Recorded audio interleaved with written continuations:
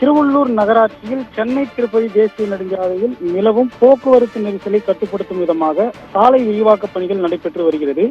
குறிப்பாக சென்னை திருப்பதி தேசிய நெடுஞ்சாலை சாலை விரிவாக்க பணிக்காக இடையூறாக உள்ள அந்த நெடுஞ்சாலை துறைக்கு சொந்தமான ஆக்கிரமித்து கட்டப்பட்டுள்ள இடங்கள், அதே போன்று வீடுகள், கடைகள் உள்ளிட்டவற்றை அகற்றும் பணியில் அதிகாரிகள் ஈடுபட்டு வருகின்றனர். குறிப்பாக ஆக்கிரமித்து கட்டப்பட்டுள்ள 17க்கும் மேற்பட்ட கடைகள் மற்றும் வீடுகளை அகற்றும் பணியினை நெடுஞ்சாலைத்துறையினர் மற்றும் வருவாய்த்துறையினர், காவல்துறையினர் உள்ளிட்டோர் பாதுகாப்பு பணியில் ஈடுபடுத்தப்பட்டு அகற்றும் பணியினை ஈடுபட்டு வருகின்றனர்.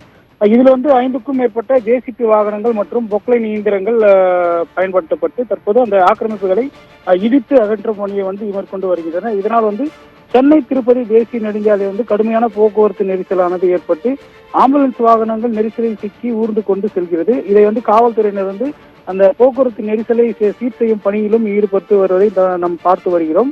மேலும் இதனால் வாகன ஓட்டிகளும் கடும் சிரமத்திற்கு உள்ளாகி, குறிப்பாக ஆக்கிரமிப்பு அகற்றப்படும் இடத்திலிருந்து சுமார் 4 முதல் 5 கிலோமீட்டர் வரை வாகனங்கள் அணிவகுத்து ஊர்ந்து செல்கிறது. குறிப்பாக ஆக்கிரமிப்பு அகற்றும் பணியில் அந்த பகுதியில் ஆண்டு காலமாக வசித்து வந்த குடும்பத்தை சார்ந்த பெண்கள் அந்த கண்களை கசக்கியவாறு அந்த இடத்தை பார்த்து கொண்டிருக்கும் அந்த காட்சிகள் தற்போது நம் கண்ணால் பார்க்க முடிகிறது. குறிப்பாக தமது குழந்தைகளுடன் வீட்டு உபயோகப் பொருட்கள், சிலிண்டர், அரிசி உள்ளிட்ட பொருட்களை நடு வீதியில் வைத்துக் கொண்டு கண்ணீருடன் அழுது கொண்டிருக்கும் காட்சியை தற்போது நம்ம காட்சியில் பார்த்து கொண்டிருக்கிறோம். இப்பகுதியில் தாங்கள் பல ஆண்டுகளாக வசித்து வந்துவிட்டோம். தற்போது எங்களுக்கு மாற்று இடம் இல்லாததால் தற்போது திடீரென இந்த ஆக்கிரமிப்புகளை இடித்து வருவதால் எங்கே செல்வோம் என்று தெரியாமல் தங்களது குழந்தைகளையும், அதே போன்று முதியவர்கள் வீட்டு உபயோகப் பொருட்களை வைத்துக் கொண்டு நடு வீதியில் நின்று வருகிறோம். தங்களுக்கு அரசு மாற்று இடம் வழங்க வேண்டும், மாற்று இடம் வழங்கி தங்களை அமர்த்த வேண்டும் என்ற ஒரு கோரிக்கையும் அந்த பகுதியில் வசித்த அந்த பெண்கள் அரசுக்கு வைத்துள்ளனர்.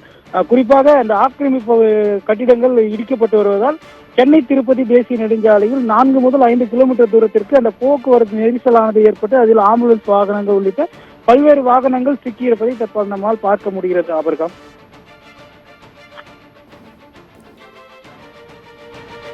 தகவலுக்கு நன்றி.